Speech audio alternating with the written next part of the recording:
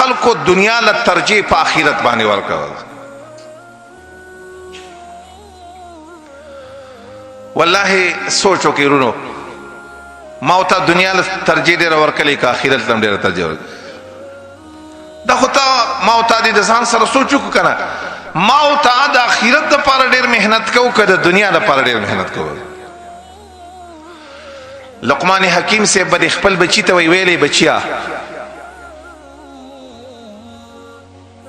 اعمل للدنیا بقدر بقائك في الدنيا واعمل للآخرة بقدر بقائك في الآخرة. دنیا له دومره محنت وکړه چې څومره په دنیا کې پاتې، آخرت له دومره محنت پکار دی چې څومره به ما او تا په آخرت کې پاتې کیږو. تاسو سوچو کې دې خلکو ته دنیا له څومره ایثار څومره ترجیح خلکو دنیا له ورکړیا. خپل ملک څخه د کافرو ملکونو ته لاړ. الکه ولی ستارب په پاکستان کې نشته په دې ملک او هغه ملکونو ته لاړ. دلته کو ته د اسلام د وجې نه د ګناه نه ځان ونه ساتې بیا دومره ده چې الحمدلله دا معاشره دا د اسلام پاتې شوې ده د ډېرو ګناهونو نه به ته بچ. او په هغې کې داسې هم پکې ځینې خلک یي څوک په لارو کې مردار شي مړه شي څوک په یو ځای کې دا ولې دا قرآن یو خبره کړې الله وایي بل تؤثرون الحیات الدنیا والآخرة خیر وابقا. تاسو ټول دنیا له ترجیح ورکړې وه او دا خبره داسې نه ده چې کنې امیان داسې دي او مولان ګنې بل شانته دي. یو خو زمونږ امام محمد رسول الله صلی الله علیه وسلم هغه دنیا له ترجیح ورکړې وه هغه دنیا له ترجیح نه ورکړي. دنیا سعدی سے یو عجیبه خبره کوي دنیا چې د دنیا د دې داسې مثال دی د کشتۍ چې اوبو د پاسه ګرځي نو بچي خو که دا یاد ساته چې د کشتۍ ته دننه اوبه ورننوتې دا یاد ساته دا کشتۍ ډوبېږي. ګورئ د الله نبی د دنیا مینه نه وه کړې دنیا له په یو وخت کې ترجیح نه وه ورکړې په ټول عمر کې چېرته دنیا له ترجیح نه وه ورکړې.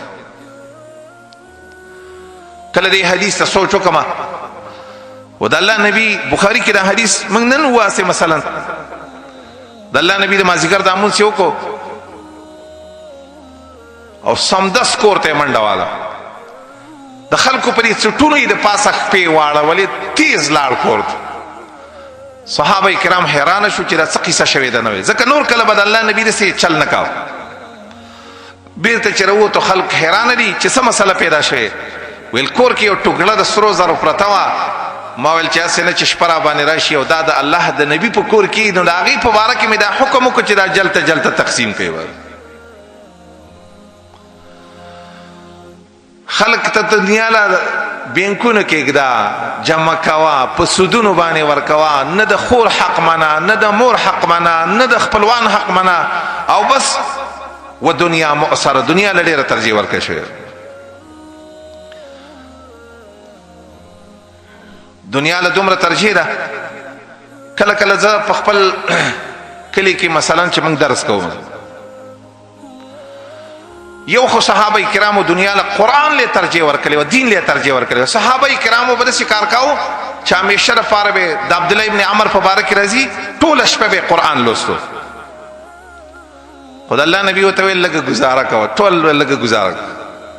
زه کله دې خلکو ته سوچ وکړم ډېر خلک قرآن به د په جماعت کې شروع شي درس به شروع شي هدې به څپلۍ ښکل کې و خپل پیزار به واخلي و هلکه څه کار ستا څه ضرورت نه خو ټوله ورځ قرآن ته کېناستې نه ټوله شپه قرآن دې راواخیست چې لږ ساعت ستا په جماعت کې یو عالم دی ستا د دین ستا د اصلاح سوچې دی والله که د دې علماو دا دنیا سوچي د دنیا ځای بدل دی بل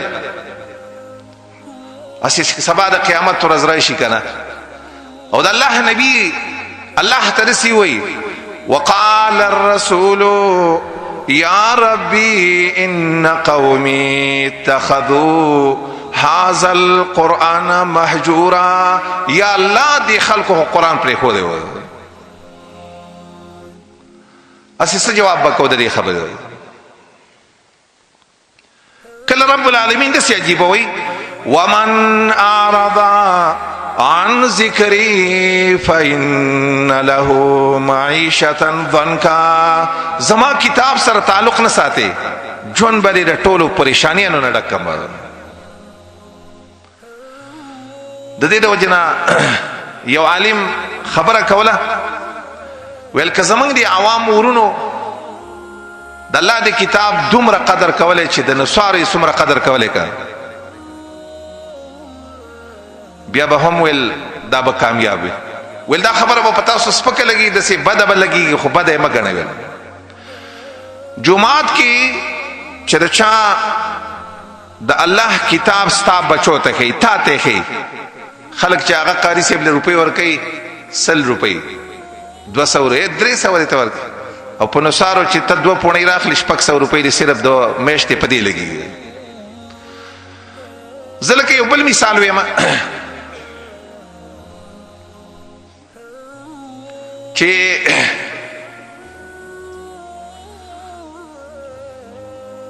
د چا بچی چې سکول کې ټیویشن کوي یا د سرکاري سکولونو کې دا کم چې پبلک سکولونه دي څومره روپۍ پې ورکوي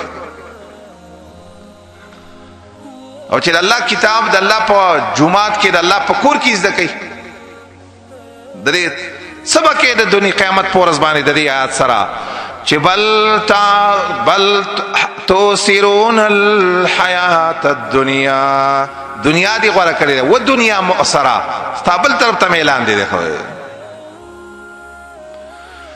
دنیا ته والله د خلکو ډېر زیات میلان دی. وایي عیسی علیه السلام به دا خبره کوله چې د هر جرړې ګناه رأس سر چې دی د حب دنیا د دنیا مینه ده. نو عرض مې دا خبره کوله. درېیمه خبره